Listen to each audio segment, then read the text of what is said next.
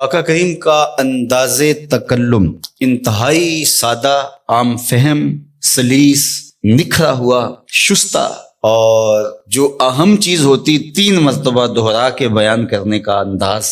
لیکن اس کے باوجود بھی کسی خارجی سبب سے، کسی وجہ سے، کسی کو اس کی مزید تفصیل چاہیے یا کوئی سمجھ نہیں پایا تو وہ اٹھ کے عرض کرتا رائنا یا رسول اللہ، حضور ہماری رعایت کر دیجیے، یعنی یہ مسئلہ شرعی ہمیں سمجھ میں نہیں آیا یا یہ مسئلہ مزید اس کی تفصیل چاہیے، تو آقا کریم علیہ السلام دوبارہ ارشاد فرما دیتے، سے بارہ ارشاد کر۔ مکے میں یا بندہ پکا مومن تھا یا پکا کافر تھا، منافقت مکے میں نہیں تھی۔ جب حضور علیہ السلام مدینے میں تشریف لائے تو منافقت کا بھی آغاز ہو گیا، تو وہ بھی حضور کی مجلسوں میں بیٹھتے، اور جب صحابہ پوچھتے رائنا یا رسول اللہ، حضور ہماری رعایت کیجیے، تو وہ بھی اپنی زبان کو تھوڑا سا بل دے کر کے رائنا کو رائی نہ پڑھتے، لینم بِأَلْسِنَتِهِمْ، اپنی زبان کو تھوڑا سا مروڑ کے۔ تو یہ لغت یہود میں گالی تھی، یا رائی عربی میں چرواہے کو کہتے، تو رائینا کا مطلب پھر یہ ہوا۔ تو وہ اس طرح بظاہر وہ مسئلہ پوچھ رہے ہوتے لیکن وہ اندر کا جو خبث تھا اس کا اظہار کر رہے ہوتے۔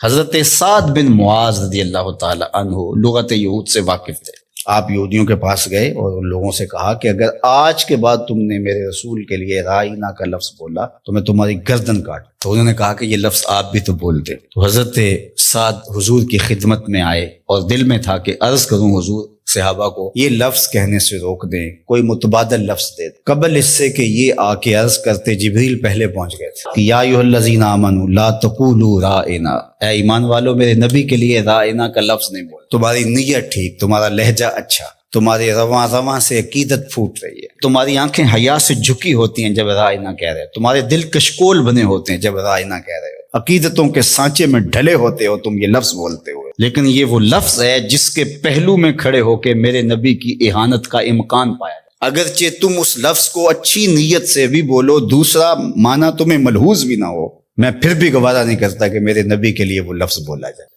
آج کے بعد تم نے میرے نبی علیہ السلام کے لیے رائنا کا لفظ نہیں بولنا۔ مالک کوئی اور لفظ بولیں گے تو لوگ اس لفظ کو بھی اپنے مفہوم کے لیے اور اپنے خبث باطن کے لیے استعمال کرنے لگ جائیں گے۔ تو کہا نہیں، اس کا متبادل ایسا لفظ دے رہا ہوں، قیامت تو آ سکتی ہے، کسی منافق کی بولی نہیں ہو سکتی۔ وہ لفظ کیا ہے؟ وقول انظرنا، عرض کرو آقا ہم پہ نظر کرم کیجئے، وقول انظرنا، حضور بس ایک نظر کر چھوڑو، سارے مسئلے حل ہو جائے۔ اور ابو ہریرہ نے کہا کہ انی اسمع منک حدیثا کثیرا، بڑی حدیثیں سنتا ہوں حضور، یاد نہیں رہتی، کوئی نظر کرم کیجئے۔ فرمایا ابسط رداک یا ابا، اچھا پھر چادر بچھاؤ۔ تو انہوں نے چادر بچھائی تو حضور نے ایسے فضا سے کچھ لیا اور ایسے ڈال دیا، کہا اس کو سمیٹو اور سینے سے جوڑ لو، کہا اس کے بعد میں نہیں کبھی بھولا۔ یہ ہے وہ انظرنا کا حقیقی مفہوم۔ تو اللہ اس لفظ کو بھی گوارا نہیں کرتا۔ یہ محبوب علیہ السلام کی چوکھٹ کا ادب ہے کہ جو ایسا ذو معنی لفظ ہو، اس کا ایک معنی صحیح ہو، ایک معنی اس کا غلط ہو، بولنے والا صحیح لفظ صحیح نیت سے بول رہا ہو تو کہا نہیں، میرے محبوب کے لیے یہ لفظ نہ ہو۔ اللہ اکبر۔ تو یہ حضور کا ادب ہے جو حضور کے حقوق میں سے ہے۔ ادب کو ملحوظ رکھنے والوں نے تو کمال ہی کر دی۔ حضرت صائب بن یزید دیکھیے، وہ فرماتے ہیں کہ مسجد نبوی تھی اور میں ایک کونے میں بیٹھا تھا تو کسی نے مجھے کنکر مارا، میں نے جدھر سے کنکر آیا ادھر پلٹ کے دیکھا تو وہ حضرت عمر تھے رضی اللہ تعالیٰ عنہ۔ تو میں اٹھ کے ان کے پاس چلا گیا تو وہ فرمانے لگے وہ جو 2 لوگ باتیں کر رہے ہیں ان کو ذرا بلا کے لاؤ۔ تو میں گیا اور ان کو بلا کے حضرت عمر کے پاس لے گیا۔ تو حضرت عمر نے ان سے پوچھا تم کہاں کے رہنے والے؟ انہوں نے کہا جی طائف کے رہنے والے۔ تو حضرت عمر فرمانے لگے تم اگر اس شہر کے رہنے والے ہوتے میں تمہیں سزا دیتا، تم بلند آواز سے بول رہے ہو، جانتے نہیں یہ مسجد رسول اللہ کی ہے؟